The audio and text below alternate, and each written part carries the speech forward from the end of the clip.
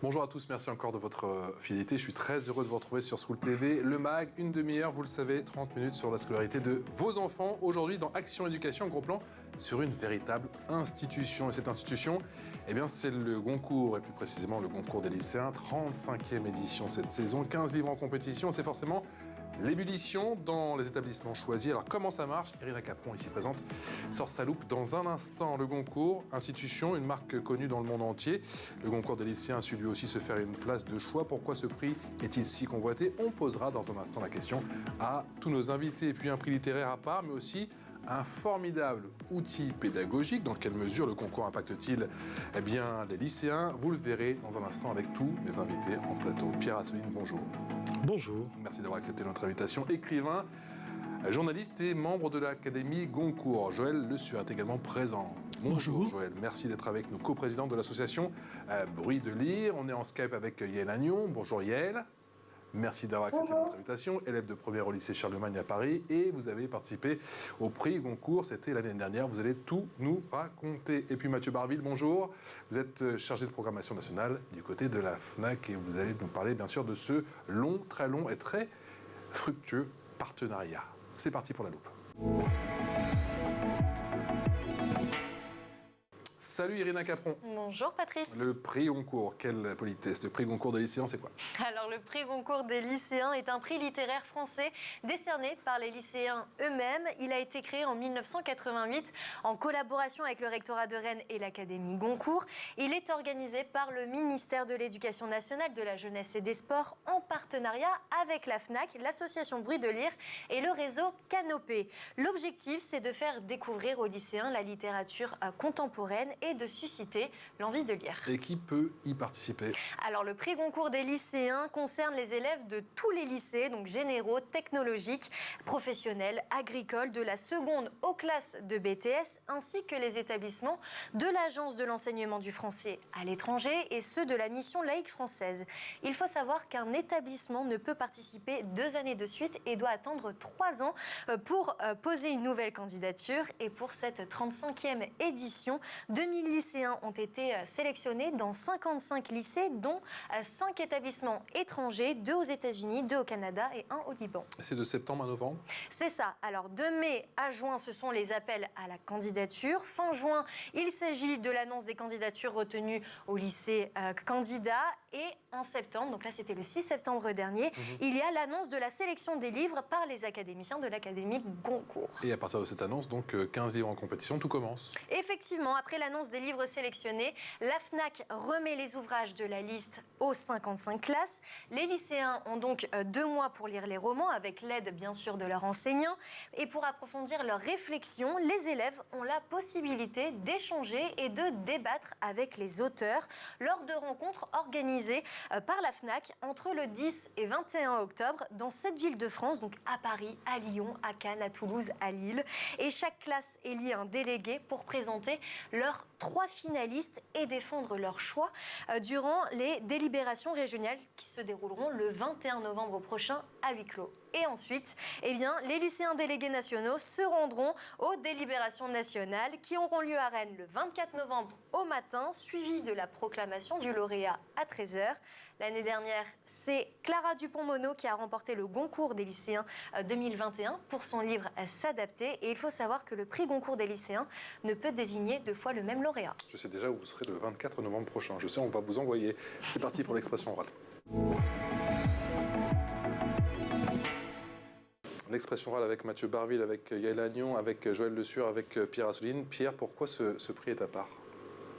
C'est un prix à part, d'une part parce qu'il jouit du prestige de son grand frère ou père, peu importe, qui est le prix Goncourt, qui existe depuis 120 ans et qui est le plus prestigieux, le plus important des prix littéraires, pas seulement en France, dans le monde francophone, mais au monde, puisque le Pulitzer Prize est venu bien après, le Booker Prize bien après, le prix Strega, le Cervantes, dans toute l'Europe, tous ces prix sont venus bien après, ils se sont inspirés du Goncourt. Et puis le Nobel, qui est évidemment très très prestigieux, est remis à l'ensemble d'une œuvre. Alors que le Goncourt, c'est un livre paru dans l'année, et pas un auteur ou une œuvre. Et voilà, il jouit de ça, ce qui est normal. Et ce qui a été formidable, c'est que en une trentaine d'années, très très tôt, les jurys, les lycéens se sont émancipés. C'est-à-dire que, bien entendu, c'est toujours le Goncourt. Ils dépendent toujours de nous. Et bien entendu, ils dépendent toujours de notre première liste, donc de notre sélection. Mais au début, ils étaient un peu timides, ce qui est normal. Ouais. Puis vite, très très vite, ils ont affirmé leur goût. Et je dois vous dire que chaque année, nous, à l'Académie Goncourt, chez Drouin, on fait des paris en disant, moi je pense que ça va être celui-là, ou je pense que ça... Et à chaque fois, on se trompe.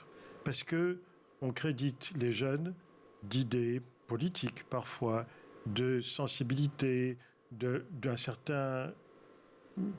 certaine pudibonderie, disons parfois par rapport à des scènes un peu lestes, etc., ou par rapport à un lexique ou un vocabulaire un peu vulgaire ou un peu familier. Bref, on leur prête des idées. Parfois, elles sont justes, mais souvent, on se trompe. Joël Le Sueur, vous êtes, je le rappelle, le coprésident de l'association Bruit de Lire.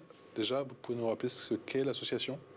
Alors cette association, elle est née juste après la création du prix Goncourt. Il y a d'ailleurs au sein de l'association, au sein du conseil d'administration, le père fondateur, disons, du Goncourt des lycéens, qui est toujours présent dans cette association. Donc c'est une association de loi 1901 qui accompagne, disons, le prix Goncourt des lycéens, qui s'occupe de toutes les questions, en particulier d'organisation, de déplacement pour le jury national, ça a été évoqué tout à l'heure, et puis qui, au terme de l'opération, organise des rencontres nationales qui ont lieu à Rennes, et qui, donc, cette année, auront lieu les 1er et 2 décembre, et où on accueille, bien sûr, le lauréat, et puis d'autres écrivains, un certain nombre de lycéens, pour à la fois des échanges avec les écrivains et puis des activités d'ordre culturel, des ateliers d'écriture. Enfin, c'est un peu le dernier moment dans cette opération. Alors, je reprends les propos de Pierre Assouline. Comment, justement, ce Goncourt des lycéens, ce que tu n'as quand même pas gagné au début, a réussi à s'émanciper de son grand frère ? Pour s'émanciper, on garde des liens extrêmement étroits. Oui, mais on sent qu'effectivement, ces lycéens ont su apporter leurs pattes. Oui, parce que ce sont les lycéens, et que les lycéens, ils ont leur personnalité, leur goût, et qui s'expriment, et qui osent, et qu'effectivement, souvent, ils font des choix qui sont des choix parfois inattendus. Ah bah oui. On n'attend pas forcément qu'ils retiennent un texte comme le Club de stratégie optimiste, qui fait 800 pages, quelque chose comme ça, alors qu'on se dit qu'au-delà de 200 pages, c'est pas possible. On ne s'attend pas forcément à ce qu'ils retiennent Allah n'est pas obligé d'Amadou Kourouma, des textes qui sont parfois des textes extrêmement exigeants, difficiles, et ils ont tellement peur, en quelque sorte, que leur prix apparaisse comme un prix adolescent, je dirais, à chaque fois, ils posent la question de l'écriture. D'accord. Et c'est très particulier. L'écriture, de la technique. Moi, je suis très frappé par le niveau d'exigence, parce qu'en fait, j'ai une double expérience. Le concours des lycéens, j'y ai plusieurs fois assisté aux délibérations. En tant qu'académicien Goncourt, j'étais invité pour éventuellement donner un coup de main sur la façon de s'en sortir en cas d'ex-aequo, etc. Ou pour répondre à des questions sur la qualité de tel ou tel livre, mais pas pour influencer. Donc je les ai vus débattre. Et j'ai vu des garçons et des filles qui sont des lecteurs de grande qualité, s'attachant parfois à des détails, il y a des précisions qui nous passaient complètement au-dessus de la tête. Donc Pierre, pardon, parce que j'ai beaucoup lu, j'ai beaucoup vu qu'on disait « Ah, là, ils ont posé telle ou telle question, c'est peut-être les profs qui sont derrière ». Pas forcément.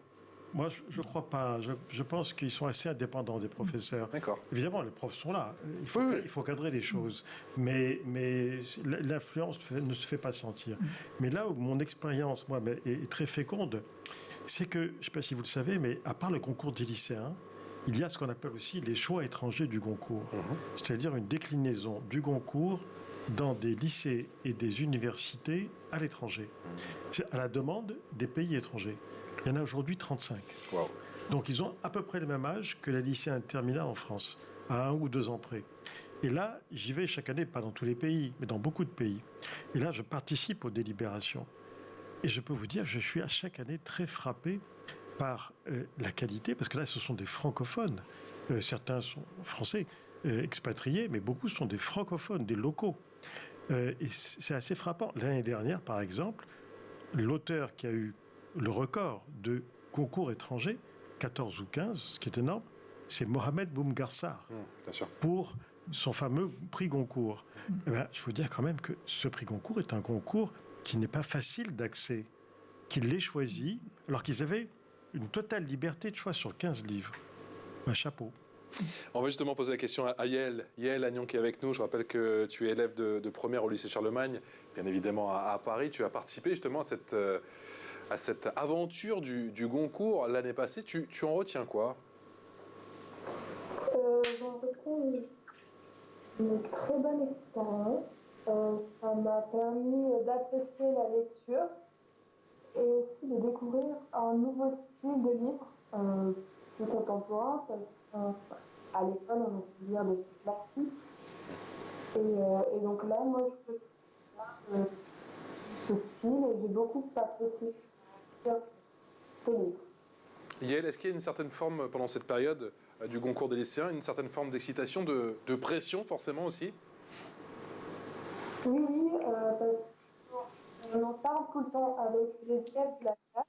On propose, avant d'entrer en cours, on en parle, on se conseille les livres, quel livre t'as lu, quel livre t'as aimé.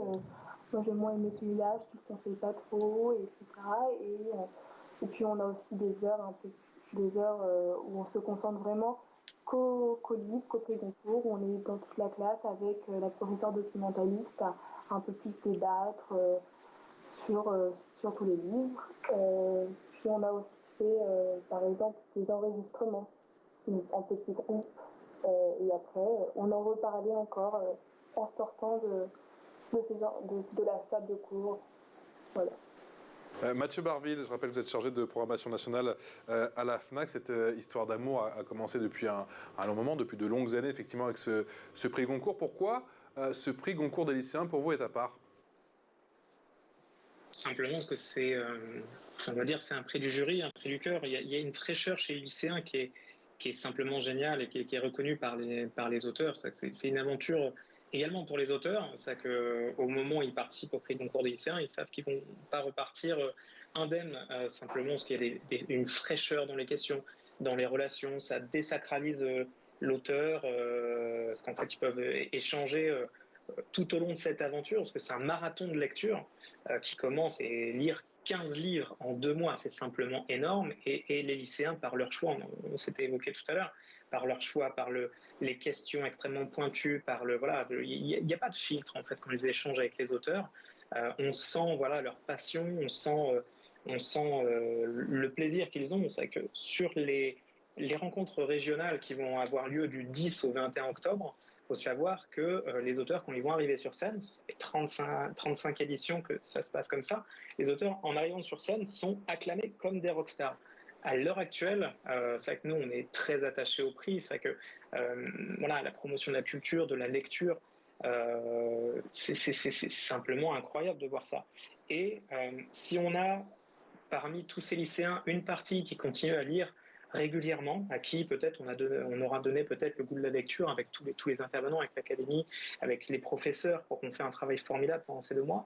Si on a des lecteurs qui restent récurrents, on aura tout gagné. Et peut-être qu'un jour, en fait, on a un auteur qui sera sur scène et qui leur dira écoutez, il y a 20 ans, j'étais à votre place. Et c'est peut-être ça qui a poussé mon écriture et le fait de devenir écrivain. Donc c'est très important. Ça fait 35 ans qu'on co-organise avec l'Éducation nationale et sous le patronage de l'Académie Goncourt, dont est issue la liste des ouvrages en lice. Et chaque année, c'est un immense plaisir et une immense aventure humaine qui nous laisse, je vais dire, avec énormément de bons souvenirs. C'est une aventure qui est vraiment pas comme les autres, une aventure littéraire. Pierre Assouline, membre de l'Académie Goncourt, qu'on comprenne bien, il y a un grand oral, c'est ça, devant les Oui, il y a un grand lycéens. oral, c'est très important. Et moi, j'engage toujours les auteurs qui sont sélectionnés à y aller, parce qu'il y en a qui ne sont pas obligés. Parce qu'il y en a qui se disent j'ai aucune chance, c'est pas la peine. Moi, je l'ai fait parce que j'ai été 2 fois sur la liste du Goncourt avant d'être membre de l'Académie. Pour mon premier roman, il y a 25 ans, et puis il y a une dizaine d'années aussi. Et donc, j'ai joué le jeu. Je dois dire que... Ils sont plus durs? Plusieurs. Ils sont plus durs? Ils sont durs? Ils sont plus durs. Dans leurs questions, C'est pas ça, c'est que vous êtes... Je me rappelle notamment à Marseille, j'étais au théâtre de la Criée, un amphithéâtre avec 400 ou 500 élèves. Je peux vous dire, et nous, on est là en randonnion en phase 2. Je peux vous dire que les questions, elles sont cash. Hein. Ah, c'est ça. Ah oui, il n'y a aucune inhibition. C'est à la limite, c'est pas mal votre livre, mais pourquoi est-ce que vous écrivez si mal? Enfin, ça peut arriver, ça. Ça peut arriver. Parce que jamais, évidemment, un critique n'osera poser comme question. Et c'est intéressant parce qu'il y a un vrai échange et surtout, il suffit d'y aller pour voir déjà la température de ce que pourrait être le concours des lycéens, parce que c'est aussi un suspense.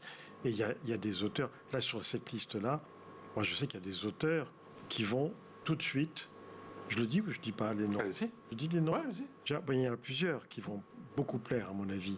Mais notamment, je pense à Nathan Devers, qui est un jeune auteur. Moi, je le connais bien. Avec un livre qui est à mi-chemin entre la science-fiction et le métavers. Les liens artificiels chez Albert Michel. Ça va leur parler. Mais il y a aussi... il y en a d'autres que j'ai repérés. Je me suis dit, il va faire un tabac. C'était le cas de Karine Thuil. Et on ne s'est pas trompé, elle a eu le concours des lycéens. Il y en a qui passent mieux que d'autres. C'est normal. Pas seulement parce que le contenu de leurs livres parle davantage aux jeunes, c'est comme ça, pour certains livres, mais parce qu'ils ont un contact, soit parce qu'ils sont jeunes eux-mêmes, jeunes auteurs, soit parce qu'ils savent parler. Yael, rapidement, Yael Agnon, ce grand oral dont on a parlé, vous y avez participé, c'est un crash test? Vous êtes un peu cash, les étudiants, les lycéens? Alors, c'était plus compliqué l'année dernière, puisque nous avons dû le faire en visioconférence à cause du Covid. Et notre classe avait du coup sélectionné plusieurs questions. Et dans mes souvenirs, on a eu le droit de poser une question. Et c'était une autre élève de la classe qui s'était désignée pour aller poser cette question. Mais oui, je me souviens qu'on avait quand même fait installer dans une classe les chaises des tables en U et que au tableau étaient projetés un peu comme maintenant les auteurs en vidéo. Et c'était très intéressant quand même parce qu'on entendait aussi les questions des autres élèves. Et oui, les questions sont peut-être aussi plus crues. Et je me souviens aussi que dans la lecture aussi, on pouvait quelquefois nous corriger, dire « Ah, moi, ce livre, vous l'avez lu de telle manière, alors que moi, je l'exprimais plutôt d'une autre manière. » Joël Le Sur, il y a cette fraîcheur, cette intransigeance? Oui, absolument. Et puis, il faut aussi avoir à l'esprit ce qui a été évoqué tout à l'heure, c'est-à-dire la manière dont est décerné le prix, c'est-à-dire les étapes successives. Dans la classe, un délégué de classe qui va aux délibérations régionales, et puis chaque délibération régionale envoie 2 jurés pour le jury national. Et au terme, c'est bien dans une discussion au sein d'un jury national où il y a une douzaine, 12 membres, que se fait le choix du lauréat. Et avec parfois des discussions. Alors il y a des cas qui ont été des cas où il y a une espèce d'unanimité, comme ça, d'enthousiasme général. Enfin, le cas de Laurent Godet, par exemple, sur la mort d'Horace Songor, et c'est évident. Joël Dicker aussi, c'était évident. Clara Dupont-Moreau, d'une certaine manière aussi, ça s'est imposé très, très, très, très vite. Et à l'inverse, il y a parfois des situations qui sont des situations vraiment de débat et de choix qui se jouent à 3 fois rien. Je pense par exemple à Lise Zénitaire, L'Art de perdre. C'était pas forcément celle qu'on pensait favorite après les débats dans les classes et même les jurys régionaux. Et là, Pierre en fait comment? Fait comment? Vous voulez dire en cas d'ex-aequo? Oui, tout à fait. Comment se passent les délibérations? En poursuivant le vote et en espérant et en influençant tel ou tel juré, en lui jetant un sort. On va tous le voir. Comme nous, on fait ça au concours, on se dit ils n'ont qu'à faire ça comme nous. Normalement, il ne devrait pas y avoir d'ex-aequo parce qu'il y a donc, on a dit, les 12 représentants des jurés, des jurys régionaux, et puis il y a plus un représentant, plus un représentant des établissements étrangers. Donc, si bien qu'il se retrouve à 13. Ce qui évite la situation de l'ex-aequo. Et puis, s'il y avait ex-aequo, effectivement, il y a la voix préférentielle du président. Il y a un président du jury. Il a une double voix, théoriquement. Mais au 14e tour, mais espérons qu'on n'en arrive pas au 14e tour. Au pire, vous l'avez dit, on jette des sorts. Il faut bien comprendre que c'est le débat qui compte. Et après, ils le disent. Le débat est passionnant. Le débat est passionnant. Et ils disent, on a été sensible aux arguments de tel ou tel. Et ça a été été vraiment le cas dans différentes circonstances. Peut-être pas entrer non plus. Mathieu Barville, chargé de programmation nationale à la FNAC. Dans quelle mesure, justement, ce concours des lycéens est un outil pédagogique puissant? Simplement, faire lire 15 ouvrages à une classe en l'espace de 2 mois, c'est déjà un pari totalement fou. Et je rebondis un peu sur la partie jurée qui était évoquée à l'instant. Simplement, ce qui est expliqué aux lycéens, c'est qu'ils ont le droit de ne pas aimer un livre. Ils ont le droit d'adorer un livre, ne pas l'aimer, mais par contre, ils doivent argumenter. Donc, c'est un outil pédagogique énorme parce qu'en fait, le « non, j'aime pas le livre » ne suffit pas. C'est un outil pédagogique, simplement ce qu'on leur demande d'argumenter, d'expliquer pourquoi en fait une préférence va plutôt sur un roman et pas sur un autre. On leur demande aussi de pouvoir argumenter, convaincre, notamment au niveau des jurys, simplement l'auditoire, en fait, les autres membres du jury. C'est que on peut comment dire, préférer un livre par rapport à un autre qui serait défendu, mais il faut pouvoir l'avoir lu, il faut parfaitement le connaître pour pouvoir, je vais dire, contrecarrer des arguments adverses. Parce que réaction de Pierre Assouline. J'aime ou j'aime pas, c'est la critique sur Internet. Ça vaut rien. Ça vaut rien. Parce que c'est pas ça la question. Et ce qu'il y a de bien avec le concours des lycéens, c'est que ça a développé l'esprit critique des lycéens pour qu'ils construisent leur critique, c'est-à-dire qu'ils contextualisent le livre d'un écrivain dans l'ensemble de son œuvre, qui voit les tenants, les aboutissants, qui le replace dans une situation plus large. La deuxième chose que je voudrais dire, c'est que ça a développé aussi chez les lycéens, du moins je peux en témoigner, une autre qualité qui existe chez nous au concours, à savoir qu'il y a l'éthique de conviction, c'est-à-dire ce livre me parle, voilà pourquoi, etc. Et puis il y a l'éthique de responsabilité. Et la responsabilité des lycéens, c'est de se dire que leur décision, leur vote, va engager une décision économique. Parce que le concours des lycéens, on ne l'a pas encore dit, ça fait vendre beaucoup, beaucoup de livres. Ça a un gros poids économique. C'est-à-dire qu'en moyenne, il faut compter en moyenne 100 000 exemplaires. Donc vous avez répondu à ma question, parce qu'on dit toujours effectivement que le concours impacte et change totalement la vie effectivement du lauréat. C'est la même chose pour le concours des lycéens? Oui. Alors c'est beaucoup moins que le concours, mais c'est en moyenne au minimum 100 000 exemplaires, ce qui aujourd'hui est considérable pour un livre. Donc ça change complètement le destin d'un livre. Donc leur vote engage à une répercussion économique. Et ça, il faut qu'ils en soient conscients. Ils en ont conscience. Oui. Pour les côtoyer, ils ont conscience de ça. Et puis, d'autre part, ils ont aussi cette espèce de responsabilité, c'est parce qu'ils sont porteurs de la parole de leurs collègues. C'est-à-dire que quand ils arrivent à la délibération régionale, leur classe a désigné un tiercé. C'est ce tiercé qu'ils vont défendre, qui n'est pas forcément leur choix personnel. En tout cas, peut-être dans les 3 titres qu'ils vont défendre, il y en aura peut-être l'un ou l'autre qui n'auront pas nécessairement choisi. Mais ils ont et c'est la citoyenneté, ils ont ce sentiment de la responsabilité vis-à-vis de leur classe. Yael, vous confirmez, vous aviez l'année passée ce sentiment vis-à-vis de votre classe? On a ressenti ce sentiment tout au long de la durée du prix. Et sur ce marathon, encore une fois, de toutes ces lectures à avaler, si je puis dire, en l'espace de 2 mois, 15 ouvrages en 2 mois, comment la classe a appréhendé ça? C'est vrai qu'au début, je pense, moi en tout cas, mais je pense que c'était la moitié de la classe, au début, je pense qu'on avait un peu peur, on s'est dit 15 en 2 mois, c'est beaucoup, on vient d'arriver, le rythme est nouveau, mais très rapidement, c'est quelque chose qui est parti de notre esprit parce que on a vu que la documentaliste, le professeur documentaliste nous motivait et puis aussi on était tous là à s'entraider et comme je l'ai dit, on se conseillait les lectures, donc c'était aussi très sympa et très vite on a vu que c'était une opportunité et pas quelque chose d'horrible. L'information en plus, c'est avec Irina. Irina Capron a suscité l'envie de lire peut se faire dès le plus jeune âge. Et effectivement, et pour cela, il existe le grand jeu Les Petits Champions de la lecture. Il invite les élèves des classes de CM1 et de CM2 à lire à voix haute et en public un court texte extrait d'une œuvre de fiction. Donc tous les élèves scolarisés en classe de CM1 et de CM2 peuvent participer. C'est totalement gratuit. Et ce jeu permet d'encourager la lecture chez les plus jeunes en rappelant que lire est un plaisir et parfois même un jeu. Et l'objectif est également d'apprendre aux jeunes lecteurs à choisir un livre, à en apprécier sa lecture et à le partager à voix haute. Quelles sont les étapes?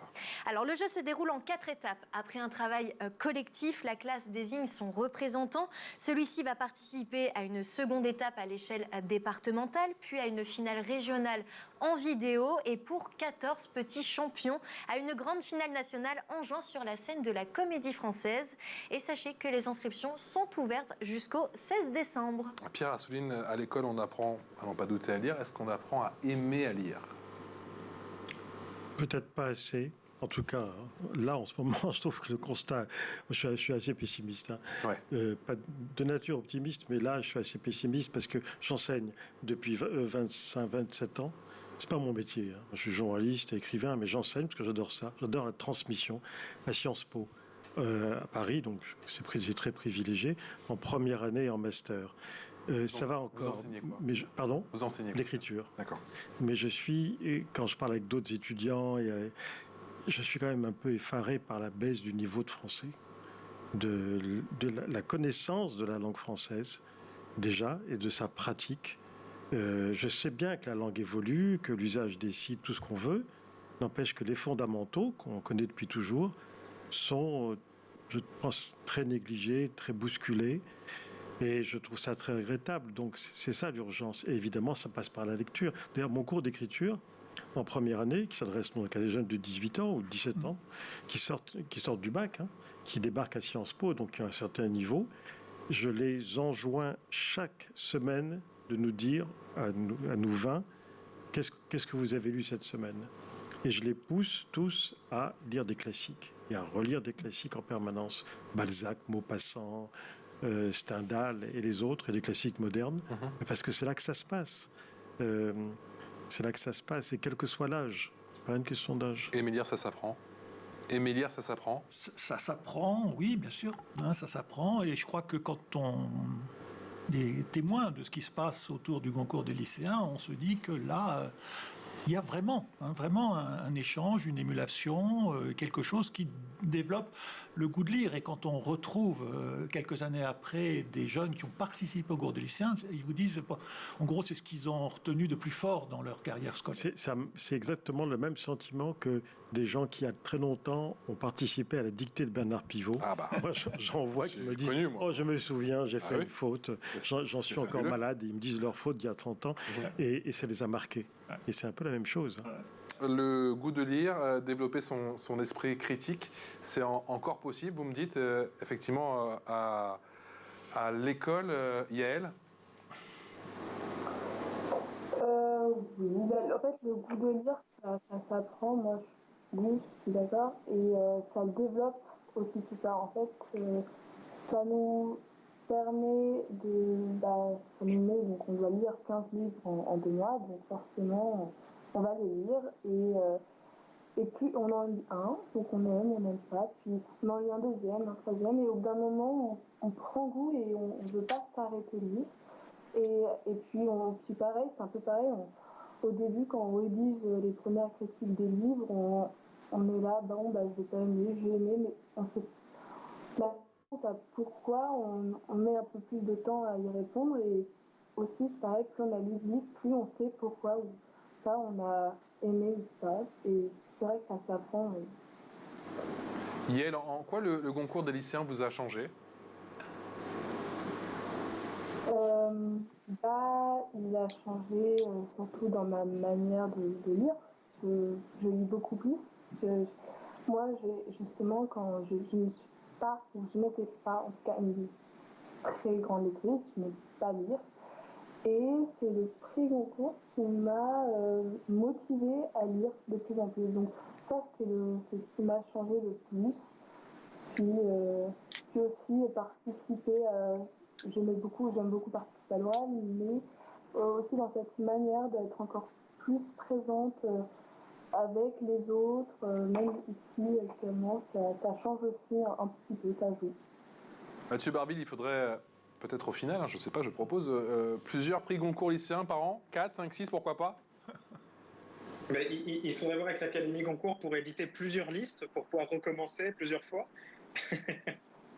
Mais c'est une belle aventure, mais après, c'est peut-être ça qui fait le fait qu'elle soit unique, c'est que ce soit un rendez-vous annuel sur lequel les classes peuvent postuler. Est-ce que la rareté ne fait pas aussi parfois la richesse? Pierre Assouline? Oui, ce serait possible plusieurs prix dans l'année, puisque nous décernons au cours de l'année le Goncourt de la biographie, de la nouvelle, du premier roman et de la poésie. Donc on pourrait décliner les lycées. Mais cela dit, il ne faut pas oublier que pour la FNAC, c'est une grosse logistique, hein, tout ça. C'est compliqué à monter. Bon, il ne faut pas non plus abuser, hein, parce qu'ils vont nous détester un jour.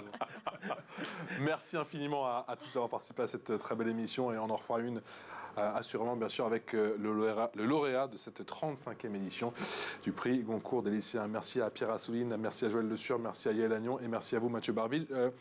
On a parlé effectivement tout à l'heure de Nathan Dever, excellent, Les liens artificiels chez Albin Michel. Je cite les autres: Muriel Barbery, Grégoire Bouillet, Giuliano da Empoli, Carole Five, Sabine Goussou, Brigitte Giraud, Sarah Jolien Fardel, Chloé Corban, pardon pour lui, Mackenzie Orcel, Yves Ravet, Pascal Robert Diard, Emmanuel Ruben et Monica Sabolo. Et j'ai oublié Anne Serre. Voilà, comme ça j'ai cité tout le monde. Il n'y a pas de jaloux, il n'y a pas de favoritisme, même si j'attends Nathan. La bise à lui. Excellente journée en notre compagnie. À très vite sur School TV. Et merci Rina.